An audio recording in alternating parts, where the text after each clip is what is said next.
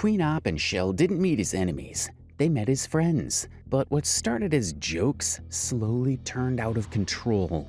Queen Opp had the money, the house, and the audience. But Chelle had loyalty and nowhere else to go. Lives became daily. Humiliation became content. And every laugh in the comments pushed it further. Bruises were blamed on accidents. Insults were called content. This goes beyond Queen Opp and Chelle. It highlights how power and money can damage a friendship when everything plays out in public. This is the story timeline of Queen Opp and Chelle. Before we pick a side or pass judgment, let's rewind where it actually all began. In the beginning, Queen Opp and Chelle looked happy together. They laughed. They went live almost every day.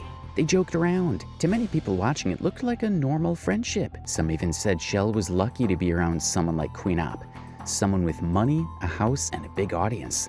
At first, everything seemed fun. The lives were entertaining. The comments were full of laughing emojis. Supporters defended them no matter what happened. If something looked uncomfortable, people said, they're just joking.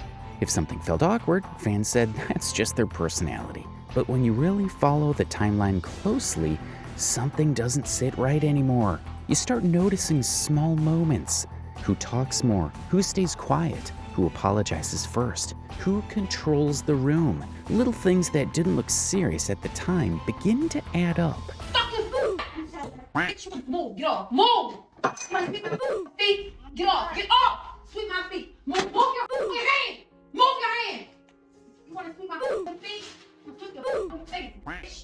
And when your whole friendship is online, nothing is really private.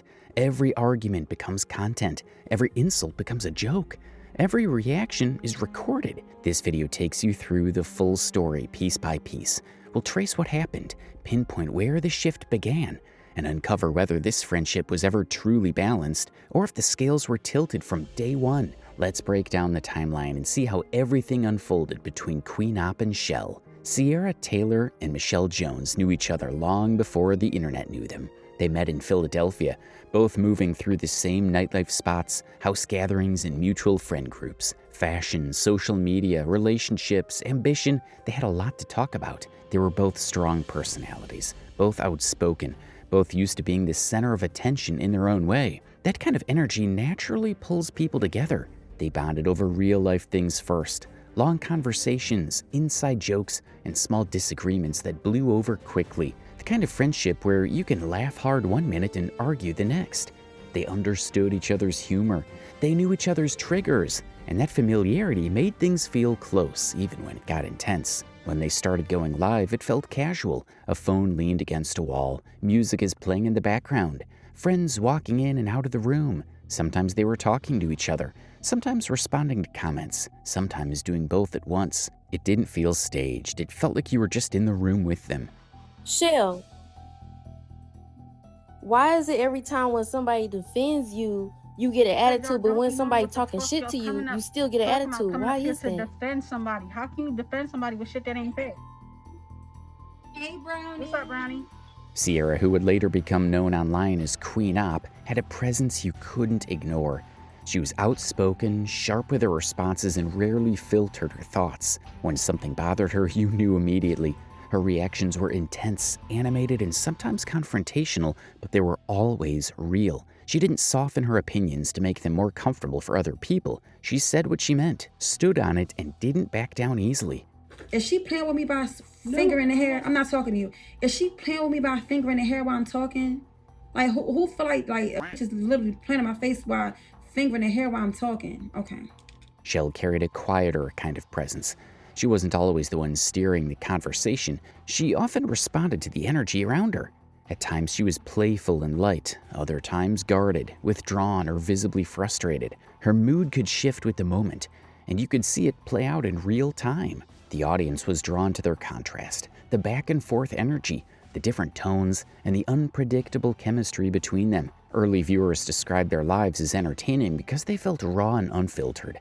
Nothing seemed rehearsed or polished for the camera. It was just them in the moment. Bring up embarrassing memories, argue over small things. Then 5 minutes later, they'd be laughing again. For a while, most of the audience treated it like typical friend behavior, exaggerated for the camera, but still normal. The clips that spread the fastest were the heated moments, arguments, sharp remarks, sudden reactions, and those brief flashes of visible frustration. Those were the pieces that kept getting reposted and shared. With more views came more engagement. Comments moved faster. People picked sides in arguments. They asked questions that stirred things up. They brought up past issues to see if it would trigger another reaction. And when tensions rose, the gifts and donations increased. Okay, so this got a PPP loan and didn't tell me when I gave him $15,000. It didn't take long for that pattern to become noticeable. When things were calm, the chat slowed. When tensions rose, engagement increased. Viewers reacted in real time and stayed tuned in. Over time, the teasing became sharper. Private disagreements were discussed publicly. Personal details were shared in front of thousands of people.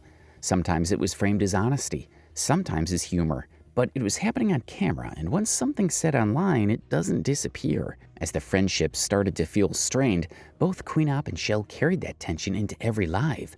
Conversations felt heavier, reactions came quicker, and small disagreements didn't fade the way they used to. As the lives continued and the audience grew, the focus slowly shifted from the arguments themselves to something underneath them: control. From the outside, it looked like two friends who fought often. But when people watched closely, consistently over time, patterns began to stand out. Sierra Taylor usually led the conversation.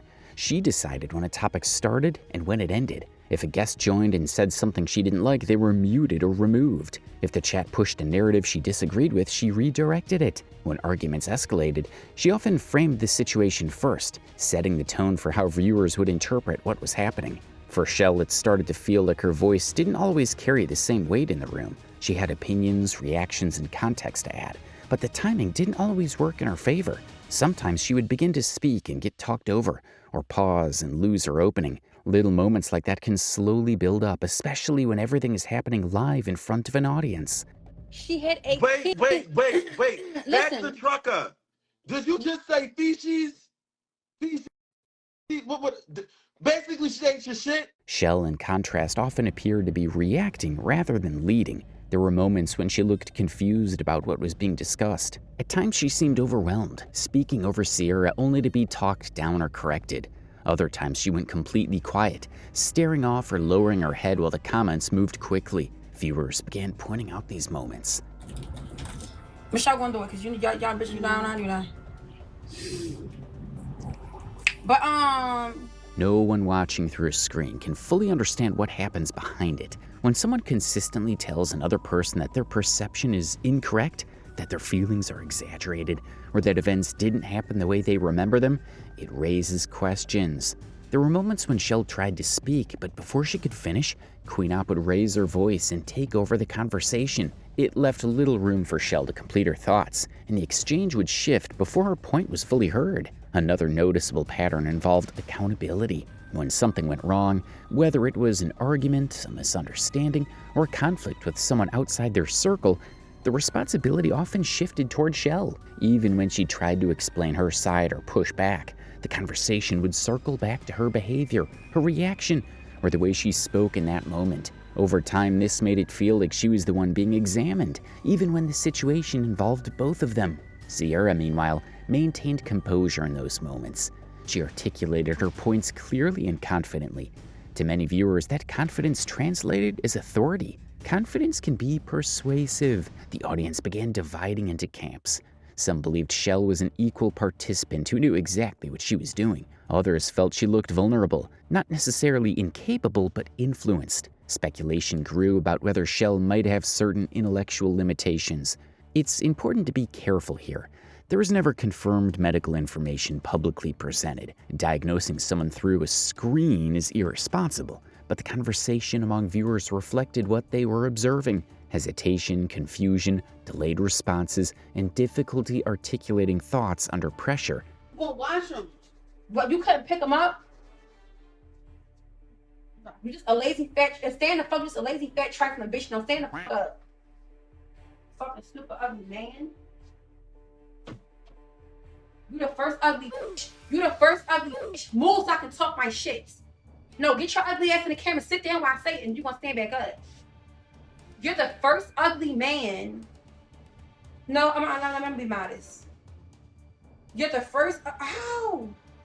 Instead of assuming anything about her mental ability, the more grounded question became about the environment. How does constant public confrontation affect someone's clarity? How does being corrected repeatedly in front of thousands impact the way you speak? There were moments when they defended each other strongly, even after harsh exchanges, that people were overreacting, that viewers didn't understand their friendship. Those defenses complicated the narrative. If she stayed, was that proof of consent, or was it evidence of dependence? Long-term friendships can create loyalty that overrides discomfort. Financial ties can add another layer. Shared housing, shared income streams, shared audience, those factors matter. What I'm saying though, if she's in an environment that's uncomfortable to her and her well-being, she wouldn't choose to stay. That's what, and this is not even defending you in a sense. I mean, defending her in a sense. This is just really being honest. For example, if you was treating me some type of way, I would have never stayed. I would have left. That's the point that I'm trying to make to you as well when it comes to her. Sierra often reminded viewers that Chelle was free to leave if she wanted to, that she wasn't being forced to stay. On the surface, that statement seems clear, but leaving isn't always simple, especially when your income, housing, and public identity are intertwined with another person. Who looks normal, y'all wouldn't hate me as much because she looks normal. It's because of the way she look why y'all hate me so much. Because y'all feel so pity for her because y'all feel like she's slow because of her mom and dad and their genes didn't match. I mean, their genes didn't mix well. The more people analyze the lives, the more they questioned who benefited most from the dynamic. Sierra appeared comfortable managing chaos. She handled confrontation well, and often came out of arguments appearing composed.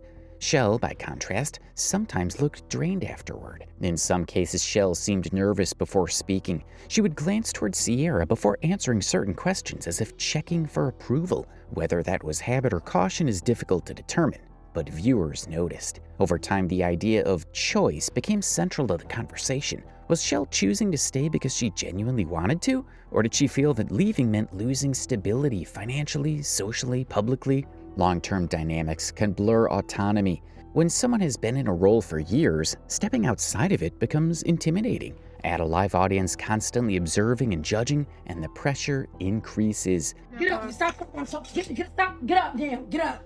Don't talk while I'm talking, get up.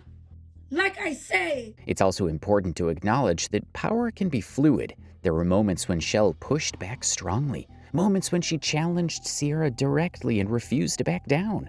Those clips circulated too. The dynamic wasn't one-dimensional. It shifted depending on mood, topic, and context, but the overall structure remained consistent. Sierra controlled the frame. Chelle responded within it. As months turned into years, viewers became more aware of what they were seeing.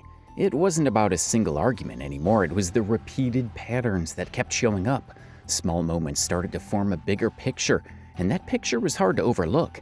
The focus shifted beyond individual wins or losses in an argument. It became, who has control over how the argument is told? When someone controls the narrative, they control perception, and perception shapes public opinion. Is she playing with me by finger in the hair? I'm not talking to you. Is she playing with me by finger in the hair while I'm talking?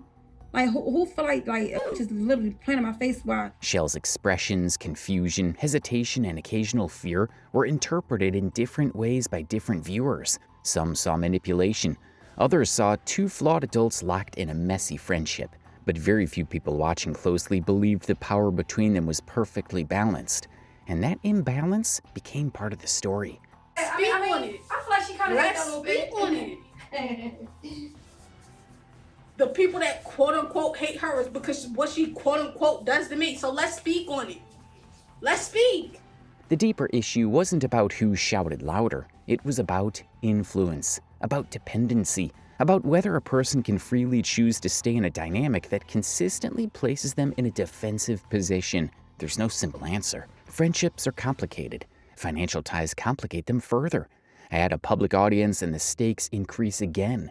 So the tension lingers in one central question. Was Chelle staying because she wanted to stay fully aware and in control of her own decisions? Or had the structure around her made leaving feel impossible? That uncertainty is what shifted the conversation from entertainment to concern. Time, like, seriously. Go to fuck kid. Shit, that's Everybody is okay. okay. Everybody is okay.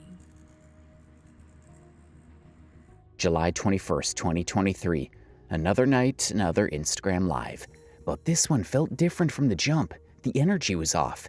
Sierra and her girlfriend Danny were in the frame, chatting as usual. Chanel sat beside them, except she wasn't beside them anymore. She was in the background, head down, trying to disappear.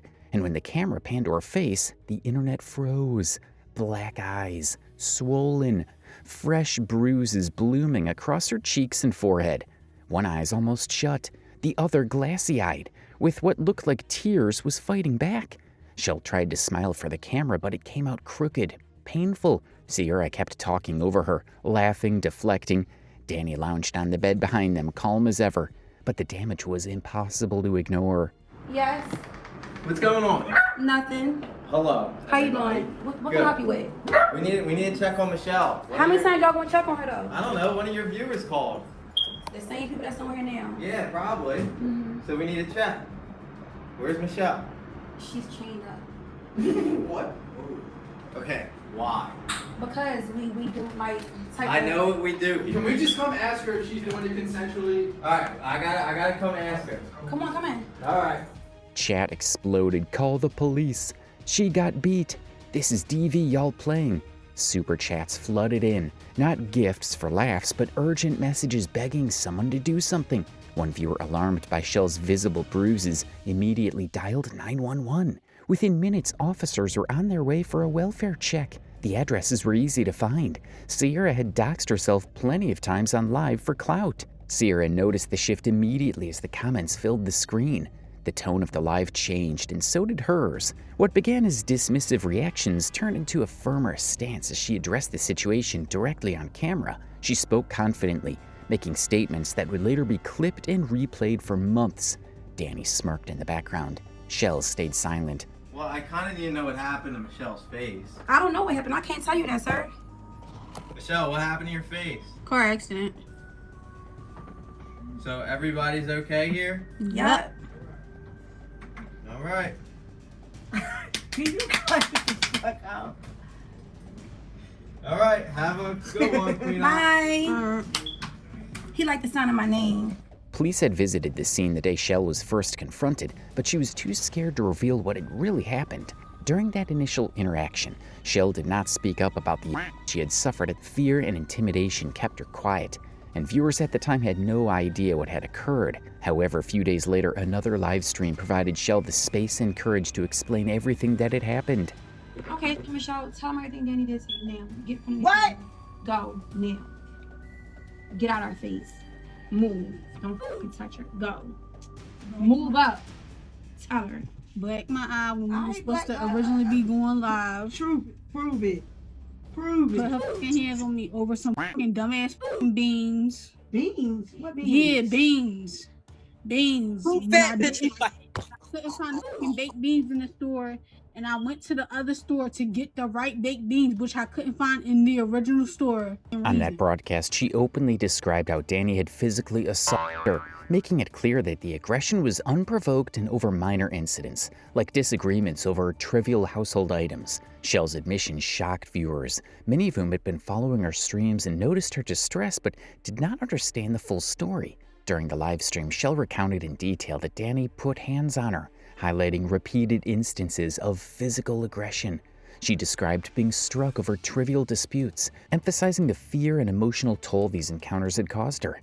It became evident that Danny's behavior was part of a pattern of abuse, and Chelle's hesitancy during earlier encounters with police explained why the situation had escalated online. While Danny was the one physically attacking Chelle, Queen Opp had a long history of mistreating her as well. Prior streams and viewer reports suggested that Queen Opp often manipulated and controlled Chelle, restricting her interactions with friends and enforcing emotional dominance, though she had not physically struck her in the same way Danny had.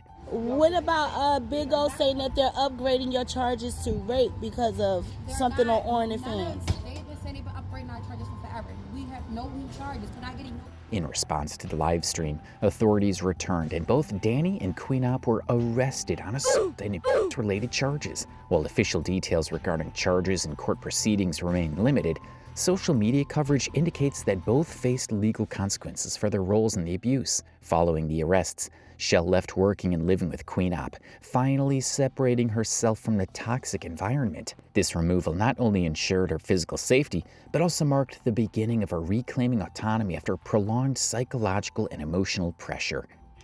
It is forgive and forget, but at the same time, you can forgive, but you'll never forget what somebody has done. So you could say you forgive them all you want to, but in the back of your mind, there's still going to be, I can't trust this person, to the extent that I want to because of this. I can't, rock with this person how I want to because they've done this in the past and I don't want to get snaked again. The incident highlighted the importance of vigilance in online communities and the need to protect vulnerable individuals who may not feel safe reporting abuse. Chelle's hesitation during the initial police visit illustrated how fear can silence victims, giving abusers the opportunity to continue their harmful behavior. The livestream confession reversed that dynamic, allowing Chelle to take control of her narrative while holding her abusers accountable. The arrests in July 2023 sent shockwaves far beyond Philadelphia. The viral clip of police ramming the door, Sierra's defiant words echoing through live streams, and Chelle's visible bruises became instant internet lore. Drama channels dissect every frame. Petitions to ban Queen Opp and Danny from platforms amassed thousands of signatures in days. For many viewers who'd tipped gifts while watching the jokes escalate, the moment felt like a long overdue reckoning. Chelle was removed from the home, taken to medical care, then quietly reunited with her family. The reason Chelle walked away wasn't just Danny's abuse or the toxicity in her friendship with Sierra. It was the daily erosion of trust, the constant fear, the crushing weight of performing for an audience while her own autonomy was stripped away. Every day she faced manipulation, humiliation, and control. Leaving wasn't just an act of survival, it was a necessary step to reclaim her life, her mind, and her peace. Since that moment, Chelle has vanished. No posts, no lives, no public appearances. Photos of her are scarce, and sightings are few and fleeting. Friends and family have protected her fiercely, and the internet has been left to speculate. This disappearance isn't a dramatic stunt, it's a choice, the ultimate privacy in a world that once turned her trauma into content. Chelle's silence speaks louder than any apology or rebrand could. It's the quiet triumph of a person finally free from the chaos, the cameras, and the abuse. Meanwhile, Sierra Taylor Queen Opp continues her online presence. TikTok lives, YouTube uploads, and sporadic updates show a softer, more controlled persona. Gone are the humiliating stunts, the forced roasts, the weaponized chaos. Sierra speaks about therapy, accountability, and personal growth. She acknowledges the past, but rarely addresses Chelle directly. Viewers are split. Some believe in her claimed transformation, while others see it as a calculated survival. Carefully curated content to rebuild a fractured reputation. The contrast is striking. One woman disappeared entirely, seeking safety and peace. The other remains on screen, navigating the aftermath in real time, still under the scrutiny of millions. Past clips, the tattoo, the forced humiliations, the physical assaults resurface constantly, reminding the audience of the price Chelle paid. Redemption online is complicated, and the court of public opinion is relentless. Words like reflection and accountability carry little weight when contrasted with years of live recorded abuse. What remains undeniable is the power of autonomy. Chelle's absence has made her the quiet victor. She no longer performs, explains, or defends herself. She's off stage, untouched by algorithms and public judgment. That disappearance in itself is a message. Sometimes the strongest way to reclaim yourself is to remove yourself entirely from the toxic environment. Sierra's content now leans on growth, family, and personal reflection, but the shadow of the past never fully disappears. Every post, every live, every reference to therapy is weighed against what viewers remember. The chaos, the bruises, the control. For Chelle, that history is no longer a part of her present. For Sierra, it remains inescapable. You're gonna get locked the fuck up. I'm that type of bitch. Y'all call Ari a snitch when she fucking, when G Herbo hit her and she fucking called the cops on him. So fucking what? It's not the same when it's a female versus a nigga, bitch. What are you hoes talking about? The story raises questions beyond one friendship. How does the internet influence abusive dynamics? How much responsibility does an audience hold when they reward chaos for clout? And ultimately, can someone truly change when the world continues to watch, judge, and resurface their past at any moment? But here's the question that lingers. Chelle reclaimed her life by disappearing, and Sierra continues to perform her redemption online. How do we measure true growth? And is it ever fully believable when the past is just a click away? The answer isn't simple, and the ending isn't written. For Chelle, the chapter closed quietly. For Queen Opp, the internet watches and waits, every view a reminder of what happened and what could happen next. What remains after everything that happened is not just a collection of viral clips, arguments, or police reports. It's a record of a relationship that unfolded publicly in front of thousands of people with no separation between private conflict and public performance.